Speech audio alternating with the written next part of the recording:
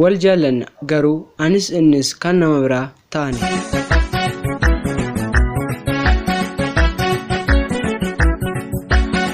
Maqaan koo Illi Keen jedhama. Bakki dhaloota koo magaalaa Adaamaa yommuu ta'u, umuriin koo erga barnootaaf gahee mana barnootaa galee kutaa 8ffaa irratti mucaa tokko waliin wal barre. Maqaan mucaa kanaa Milkeessaa Tafarii jedhama. Innis bakki dhaloota isaa asuma magaalaa Adaamaa keessadha. Milkeessaa faana kutaa 8ffaa yeroo barannu wal barre hiriyoomne. Erga hiriyoomnee booda humnaa ol obsuu dadhabuudhaan hiriyyummaan keenya gara jaalalaatti jijjiirame. Baay'eetti wal jaallanne. Eenyullee dhufee adda nu baasuu kan danda'u jira natti hin fakkaatu. Anaaf Milkiin jaalalaan osuma wal duukaa jirru waliin taane ministirii kutaa 8ffaa fudhannee kutaa 9ffaa galle.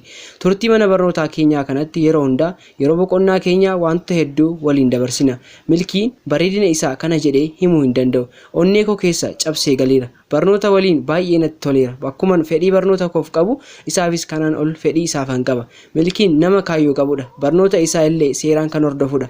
Anaaf inni jaalalumaan waggaa 3 xumurree waggaa 4ffaa qabachaa jirra. Qormaata biyyoolessaa fudhachuuf yeroo muraasatu nu hafeera. Nutis jaalalumaan kitaabota garaagaraa dubbisuudhaan qormaata biyyoolessaaf qophaa'aa jirra.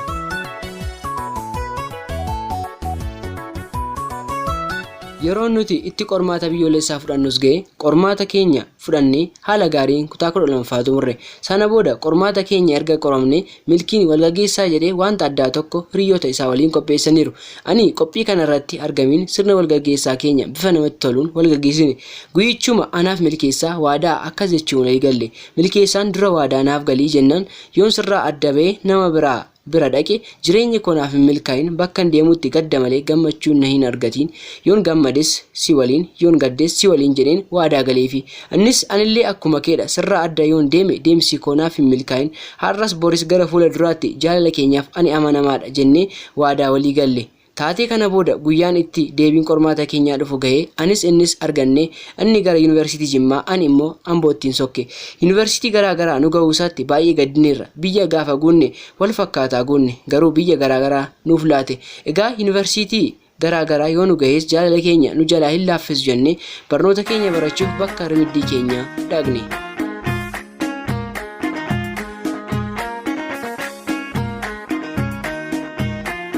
Osuma barnoota keenya barannu innis anis bilbiluudhaan osuma wal dubbisnu yeroo booda garuu jijjiiramni tokko dhufuu jalqabe.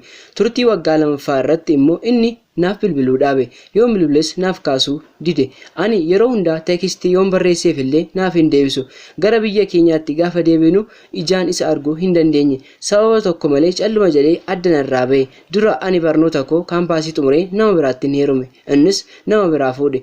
Jaalalaan osoo wal faana jirru sababa malee jaalala ijoollummaa keenyaan jalqabne gadi dhiisne innis kan nama biraa anis kan nama biraa ta'een hafne. Wanti kun uumamuusaatti gaddeera. Garuu innis natti hin dubbanne. Maaliif akka dhiise anis gaafachuuf yaalii yoon godhellee deebii argachuu hin dandeenye. Wal jaallanna garuu innis kan nama biraa anis kan nama biraa ta'een walirraa cinnee hafne. Jaalala akkasii irraa Rabbi isin haa qabu isin haa deegu. Yeroo keessaniif galanni koo guddaadha. Galatooma.